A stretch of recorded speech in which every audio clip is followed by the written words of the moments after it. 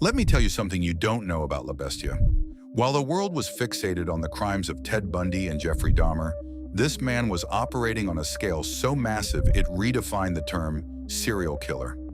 Luis Alfredo Garavito didn't just break the law, he broke the record for the highest number of confirmed victims in modern history. But the most terrifying part isn't just what he did, it's how easily he was able to hide in plain sight for nearly a decade. To the people of Colombia in the 1990s, he was a ghost. To the children he targeted, he was a shapeshifter. And to the legal system, he became a nightmare that exposed every possible flaw in the pursuit of justice. This is the story of the man they called the Beast. Imagine a country already torn apart by civil unrest and the violence of drug cartels.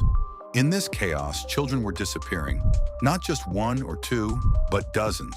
They were the invisibles, homeless children, street vendors, and orphans of the conflict. No one was looking for them, and Garavito knew it. He was a master of disguise. One day he was a monk, offering blessings and a few pesos for a walk. The next, he was a disabled beggar on crutches, eliciting sympathy from those who had nothing. Sometimes he was a street vendor, a talent scout, or even a representative of a fake charity. He spent years studying his prey. He knew their routes, their hunger, and their desperate need for a father figure. He wasn't just a predator, he was a student of human vulnerability. Between 1992 and 1999, the body count began to rise in ways the authorities couldn't ignore. Mass graves were being discovered across Colombia and into Ecuador. But the police were looking for a gang or a cult. They couldn't conceive that a single man was capable of such systematic slaughter. The breakthrough didn't come from high-tech forensics. It came from a single mistake. In 1999, an attempted abduction went wrong. Garavito was apprehended, but not for the murders. He was picked up on a vagrancy charge and suspected of a single attempted assault. But when investigators looked into his belongings, the veil began to lift. They found a notebook. It wasn't filled with names. It was filled with small, handwritten marks, a literal tally of every life he had taken. When the interrogation began, the investigators expected a monster who would growl and resist. Instead, they found a man who was chillingly polite. Garavito didn't just confess, he bragged. He sat in a small room and began to draw maps. He pointed to hillsides, abandoned farms, and forests across the country. There are 3 bodies there, he would say. There are 5 more under that bridge. The confirmed count eventually reached 189. But investigators believe the real number is well over 300.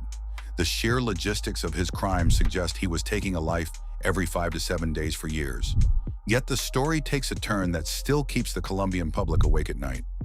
Under Colombian law at the time, the maximum prison sentence was 30 years. Because he cooperated and confessed, his sentence was actually reduced. There was a moment in the early 2000s when it looked like the most prolific killer in history might actually walk free. The public outcry was so intense that the government had to scramble to change the laws retroactively. Garavito spent the rest of his life behind bars, but he never showed true remorse. He claimed to have found God, and even suggested he should run for political office to help children. It was the ultimate manipulation, a final attempt to wear a mask. In October of 2023, the man known as the Beast finally died in a hospital in Valledupar. He took the exact location of dozens of victims to his grave. The files are closed, but the scars across South America remain open. He proved that the most dangerous monsters don't hide under the bed. They wear the face of a monk, a beggar, or a friendly stranger on a dusty road.